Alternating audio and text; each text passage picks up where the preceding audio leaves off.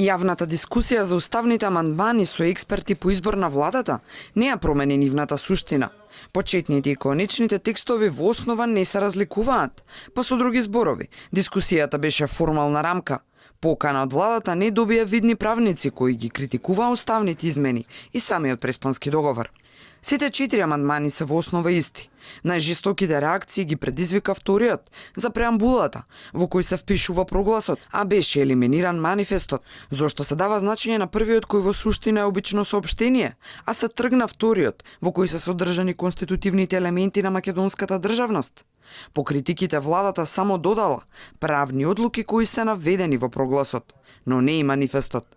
И направена е уште една додавка – рамковниот договор, зашто премиерот беше првично против, ама во интерес на албанското партнерство е додаден и тој.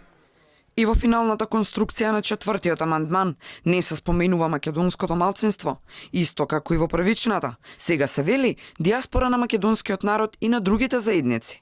Диаспора се луѓе кои се одселиле од Македонија, но не се егејците, кои се факт и автохтоно малцинство во Грција. Зборувате за македонците во Грција со толкав жар.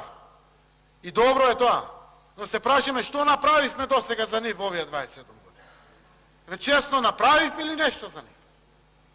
Преку пријателство, преку тргнување на овој горчлив проблем, што сите овие 27 години леблеше над нас, ни беше тек на тонење.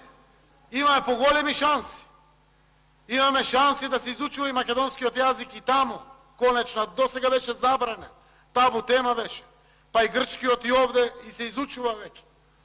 Имаме шанса да им помогнеме реално, да ги тргнеме граници. Изјавата излезана од срце или излет на премиерот, сепак изразите на жалење од него и владата кои уследаа деновите потоа, откако Грција вриеше од негативни реакции, покажуваат дека македонското малцинство дефинитивно нема да постои ако процесот после Македонија заврши успешно и во Грција.